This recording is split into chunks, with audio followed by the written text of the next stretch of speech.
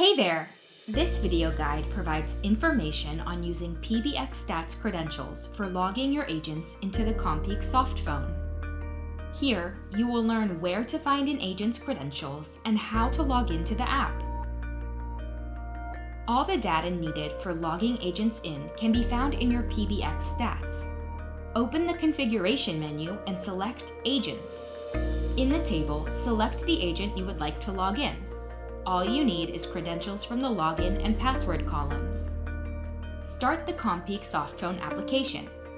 Enter data from the login column in the user field and, respectively, enter data from the password column in the password field.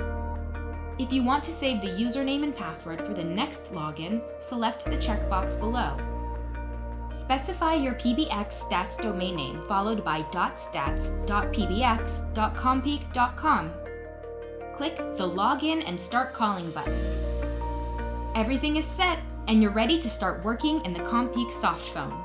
To check information on registering agents in third-party softphones, follow the link.